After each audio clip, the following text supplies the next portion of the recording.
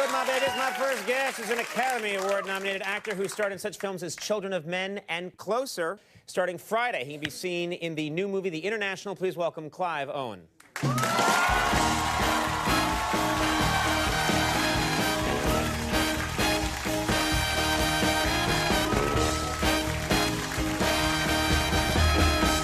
How are you? Very good. How are you? How'd you like that European sketch? Fantastic. How are the shoes? Oh, the shoes are very nice. Okay, you pass.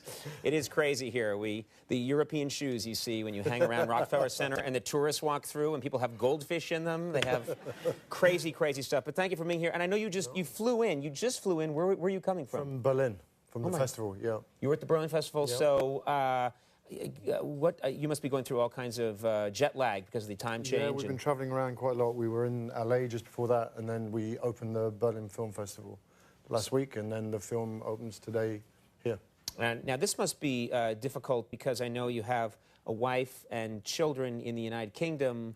How do you stay in touch with them when you're traveling like this? Well, both the girls now have phones, so we text all the time. Oh, you can text? My kids are too little to be doing that, but... Mine are pretty young to have that, but I got a very funny text the other day when it was the day of the opening of the Berlin Film Festival. Right. I was literally just about to jump in the car.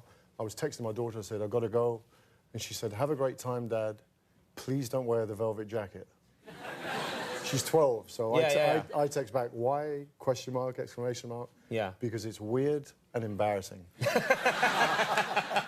That's very... Now, is that true? As you get older, as the kids get older, I've always heard that the dad becomes just the figure of fun in the family. Low status in my house, you wouldn't believe. Really? I am, yeah. They really just laugh at the dad, mock the dad. Day, yeah. You're an international film star. It doesn't mean anything at home? At home, I'm pathetic. You met your wife acting. She's an actor as well. Yeah. And you met her at a play, and tell me if was the play Romeo and Juliet? The play was Romeo and Juliet. And the we were pressure, Romeo and Juliet. The pressure on Romeo and Juliet, the actors dating in real life, that's got to be incredible. We did a 7-month tour of the whole of Europe, and to be honest with you, I fell for her almost the very first time I saw her. She walked in the room. She walked in the room, she had these glasses on, she had this pile of books, she dropped all the books. But I was like, this is probably not a good idea, because if we get together, it doesn't quite work out. We've got a big, long tour, both of us playing, you know, the ultimate lovers. And if you hate each other, it's going to come through. Yeah. Romeo, where art thou, Romeo? It's going to, all that sarcasm will come into the role. Exactly. That's not good. So, but you overcame that. What happened? We eventually got together about halfway through the tour in Belfast. That's nice. Yep. That's a nice story. It's a long time Belfast. It is Belfast. You think, you know, trouble, but if you can fall in love in Belfast, that's a great thing. And how long have you been together now? We've been together probably nearly 20 years and married 15. That's fantastic. Good for you. That's very nice. We were talking about this today. You play such intense characters in film that I rarely see you smile in film. And I hear you come on the show, we always laugh. I'm talking to you backstage, you're such a pleasant guy, but there's an intensity to you on film. Do you ever find that people see you in real life, and if you're laughing and eating a candy apple, they're almost thrown off? Yeah, I think that people generally think I'm much more serious than I am. That's just the kind of characters that I'm drawn to, and you know, a film like the last one, The International, there's not much to smile about for him in the movie. So exactly. I noticed too that I think this movie and the last 2 times you've been here promoting different films, in all those films you are running the entire film, action the entire time, racing the clock. Have you ever thought about making a movie where you just lie on a couch and eat candy corn, you know? Something very... there must be some part of you that's yearning to do a movie where you're just lying still for a while. No, I mean, I think those, you know, I'm just attracted to those kind of parts of it. Right.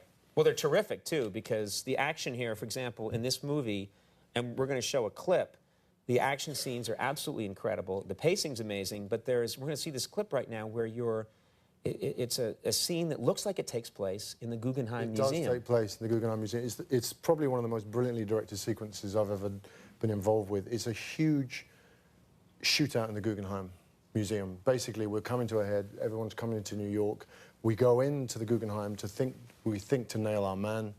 and then all hell breaks loose, and there's the most incredible, very long, ever-developing, crazy action sequence in the Guggenheim. What's amazing, too, is you feel that, okay, it looks like you're actually in the Guggenheim destroying it. Which obviously, my reptile brain is telling me that could not have happened. That couldn't... No, they built the most incredible, to-scale, exact replica of the Guggenheim outside of Berlin. The studio, Babelsberg, wasn't big enough to house it, so they did it in some huge hangar outside of there. They built a set of the entire ground floor lobby area. Exact replicas. I mean, it felt exactly like the real thing. And then, at the very end of the movie, we came to New York and we actually got in the real place for 2 days. Good. That they didn't let you blow that up. That's good. Yeah. We need that Guggenheim. Let's take a look at this clip from the International.